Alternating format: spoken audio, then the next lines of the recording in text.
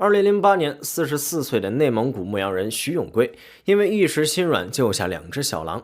原本以为家里只是多了张嘴吃饭，可没想到这些小狼长大之后给他带来大麻烦。这里是万物灵，欢迎关注熊探长带你探索有灵万物。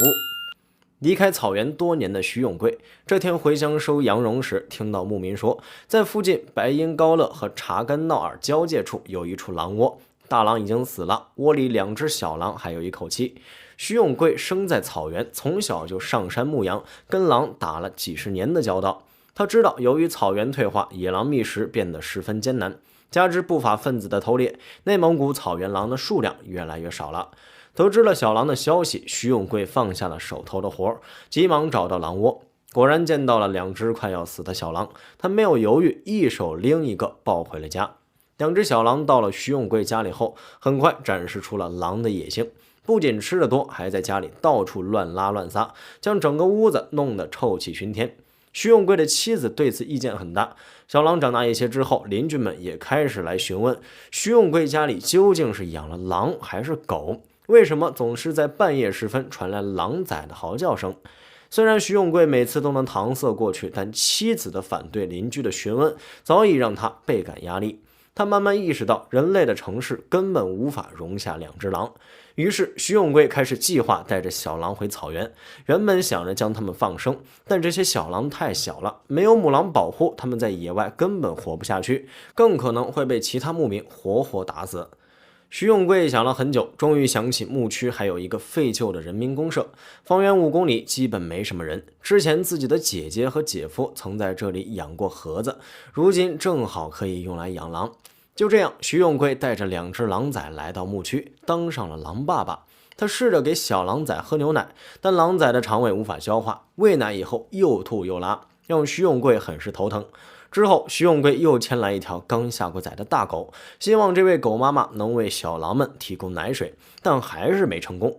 无奈之下，徐永贵干脆借来一只刚下过小羊羔的母羊，将母羊和狼崽放在一起，希望母羊能给小狼崽们当奶妈。这次徐永贵总算成功了。捡回2只被抛弃的狼崽之后，牧羊人徐永贵在姐姐家闲置的养殖场里将它们慢慢养大。8年之后，他养的狼越来越多，从最开始的2只变成了一个12只狼组成的狼群，5只大的，7只小的，每天至少消耗20-30斤的羊肉。徐永贵每天都要搜寻草原上意外死亡的羊，每周至少要捡2只死羊，才能喂饱家里这群狼。但草原上通常只有春季才有足够的死羊，死羊不够的时候，徐永贵只能前往冷库购买下水货，来满足狼群的日常消耗。为了饲养这群狼，徐永贵放弃了手头的生意，还经常不回家，不仅导致家里的经济压力越来越大，还连自己9岁的儿子都照顾不了，跟妻子之间的矛盾也日渐扩大。然而，就算徐永贵为这些狼付出了这么多，可他们并没有因此变得温顺，骨子里还是有着野性。这些狼时不时会挣脱养殖场的铁丝网出逃，徐永贵不得不花大量时间到处找狼，既不能让他们捕食附近牧民的羊，也不能被别人直接猎杀。如果狼群情绪不好，还会对徐永贵呲牙咧嘴。他也经常在喂养过程中被抓咬受伤。即使是这样，徐永贵也坚持不用暴力对待这群狼。他知道狼会记仇，如果打一次，他会记你一辈子。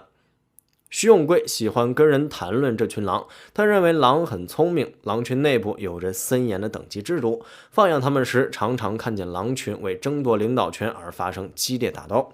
不过令人感动的是，当狼群面对共同的外敌时，他们也能抛弃前嫌，一致对外。在徐永贵家里，养狼其实不单单是他一个人的事，姐姐和姐夫也经常为群狼的大小事操心受累。当徐永贵找不到养狼的地方，姐姐就尽力帮助；当徐永贵掏不出钱喂狼的时候，姐夫就替他出钱。姐姐姐夫对此不是没有意见，不过就像姐夫王风林说的，狼生病了，2人给他们打针，饿了还得赶紧喂食。其实徐永贵也不是没想过让狼回到草原，毕竟内蒙古草原狼是国家2级保护动物，个人没有资质就私自圈养是违法行为，搞不好要吃官司。然而，当地牧民与狼之间一直都有复杂的矛盾。狼会捕食牧民的牲畜，牧民为了保护牲畜会主动猎杀狼群，两者关系势同水火。这种矛盾让徐永贵放弃了将狼放归自然的想法。他也曾试过将狼送去动物园，然而园方却以狼吃的太多为由拒绝了。这群狼逐渐成了烫手山芋，徐永贵陷入两难境地，不知道该怎么处理。牧民徐永贵在空闲的养殖场里养大了一群野狼，但这些狼依然有着很强的野性。每年家里的羊被赶到这个养殖场里等着售卖的时候，狼群总会咬死不少羊，他不得不自掏腰包赔钱。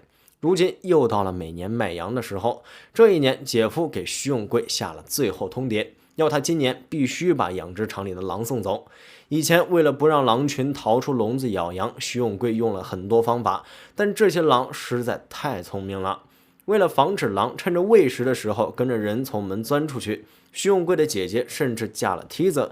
没想到这群草原狼观察了2次之后，竟然学会了爬梯子翻出铁笼。眼看着今年收羊在即，徐永贵越来越头疼。再让这些狼偷偷出去咬死几只羊，他真的就没钱赔了。正当事情越来越麻烦的时候，一部电影的上映带来了转机。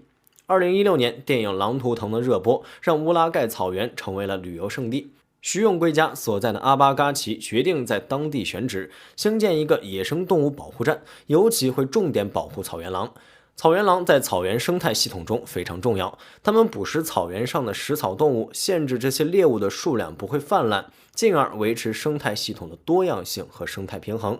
对狼的保护也可以维系草原文化的传承。草原狼在许多文化中都具有神秘而深刻的象征意义，被视为力量、勇气和自由的象征。因此，保护站认真选址，并很快开始动工，为狼群提供了地势开阔、水源充足的栖息地。为了让徐永贵能放心把家里的狼送到保护区，他们带徐永贵亲自前往考察，还提供了3万元的资助金。徐永贵望着眼前绿油油的草原，他知道这里最适合狼群生活，可一想到狼群走后，养殖场变成空荡荡的样子，心里就很不是滋味。8年的喂养和照顾，他为每一只狼都取了名字。这12只狼在他心中的地位，也许比他的孩子更特别。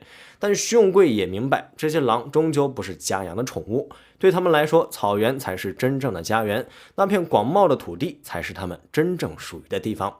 最终，带着徐永贵的牵挂和祝福，这12只狼很快被送进保护区，过上了自由的生活。非常感谢您看完本期万物灵，欢迎点赞、评论、加关注，您的关注是熊探长探秘的最大动力。